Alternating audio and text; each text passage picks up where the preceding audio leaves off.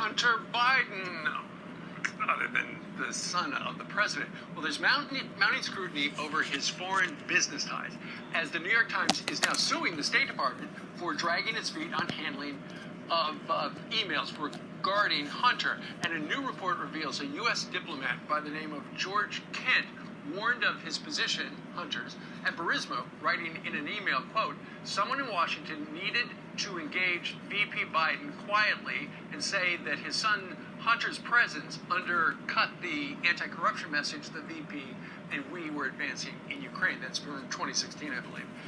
Have the Bidens been caught red-handed? What does it all mean? Our next guest wrote a whole book on the topic. Joining us right now is Peter Schweitzer. It's a brand new book. It's going to debut at the #1 position in the New York Times bestseller list. It's called Red-Handed: How American Elites Get Rich Helping China Win. Peter, good morning to you. Good morning, Steve. Great to be with you. So does it surprise you that this U.S. diplomat saying in 2016, when Joe Biden is vice president, hey, the vice president's son's screwing this up? No, it doesn't. But it also speaks to the fact that at least certain elements in the bureaucracy seem to be much more interested in protecting the first family than American interests. Because remember, they testified during the impeachment hearings that no, there were really very few concerns about Hunter Biden, and now we know, of course, that there were. So this is a big problem. And by the way, the suggestion in that email that they should engage Vice President Biden was point man on Ukraine. He had to know what his son was doing was undermining the anti-corruption efforts in Ukraine. I just think it's a question that the Bidens didn't really care. Well, as another guy by the name of Peter Ducey asked the then candidate Joe Biden, have you ever talked to your son about your overseas business dealings? And extraordinarily, Joe Biden said no. That's hard to believe. Yeah, it's very hard to believe, especially when you look through the Hunter Biden laptop like I have and some of the emails from his business partners. And we even know now from other reporting that they did communicate about these things.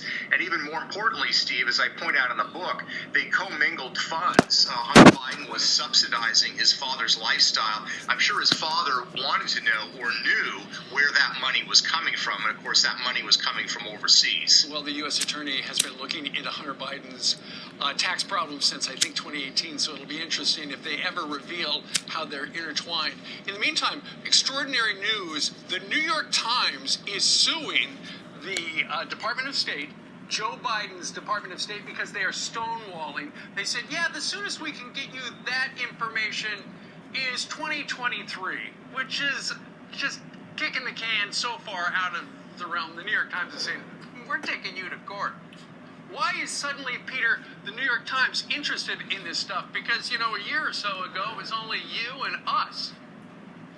Yeah, no, that's right. I mean, this is very interesting. The reporter behind this, by the way, I think it's Ken Vogel, is a good reporter. My experience has always been he's a good reporter.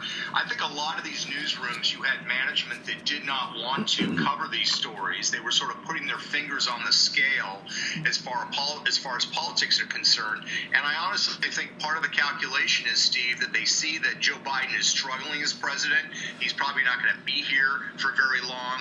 I think this represents a turn, as it were, as far as some of the news publications management is concerned. So I think this is an important development. I wish they were covering the China relationships with the Bidens. This involves Romania, but still it's an important story, and it speaks to the pattern of corruption that exists in the Biden family as it relates to these overseas dealings. Sure. The big question is, would Joe Biden be president had these news outfits done the story before the election? Anyway, read all about it in Peter's